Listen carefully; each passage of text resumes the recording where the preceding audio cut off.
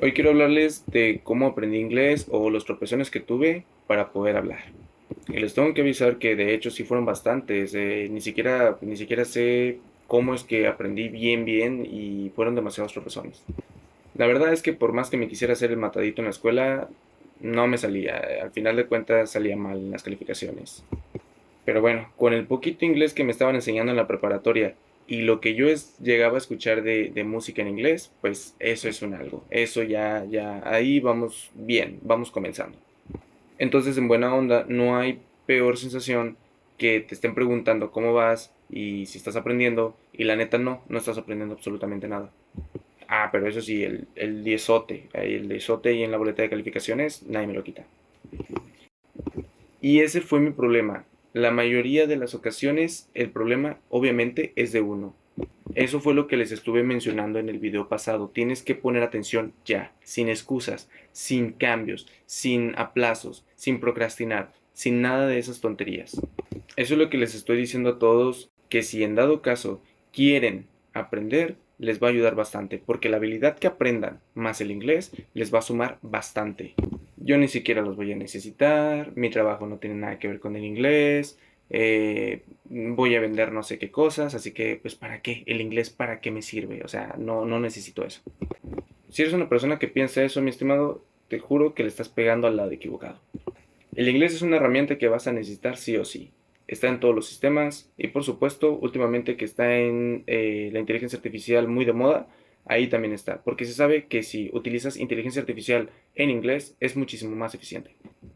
Y esto es lo que le digo a todos mis alumnos, justamente porque tienen que poner atención en esto. Si tú terminas tu carrera y todavía no estás aprendiendo inglés o no has terminado de aprender inglés, es exactamente lo peor que podrías hacer. Porque apenas termines la carrera, seguramente vas a buscar trabajo, si es que no lo tienes. Y como vas a buscar trabajo, no vas a tener tiempo de buscar clases de inglés. El trabajo que llegues a tener seguramente te va a exigir inglés. Y si no lo tienes, pues entonces te van a pagar poquito. O te van a poner en un puesto que no te va a gustar mucho. O vas a ver alguna situación en donde a una persona le pagan más solamente por saber inglés. No porque sepa más del tema, no porque sepa más o tenga mejor experiencia, no, porque sabe inglés. Ya que si es con un certificado o no, bueno, pues ya ese es otro rollo. Sí pasé a la facultad, o sea, tuve la oportunidad de estudiar la carrera, que por cierto fue muy raro porque se supone que para poder estar en la carrera tenías que saber inglés. Yo no hice nada, les prometo que no hice nada malo, nunca hice trampa ni nada por el estilo, no hablé con absolutamente nadie, pura suerte. Pero el punto de esto es que estuve aprendiendo todo lo que me enseñaban durante la universidad. Y déjame decirte que aún así batallé bastante, por lo siguiente.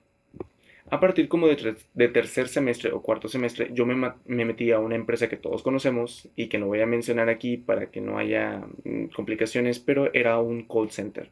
Los que me conocen y seguramente muchas personas ya saben de cuál estoy hablando.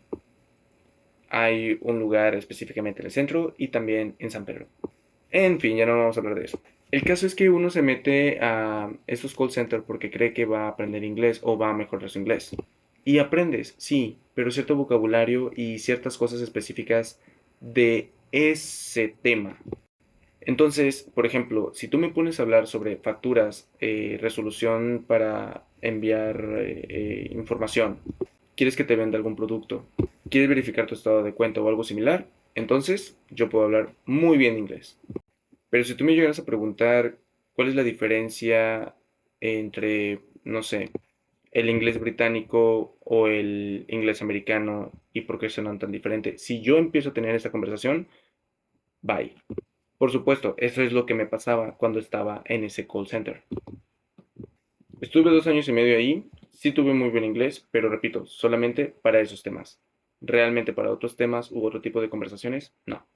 Ahí es donde entra el falso inglés que muchos creen saber por el hecho de que estuvieron en un call center.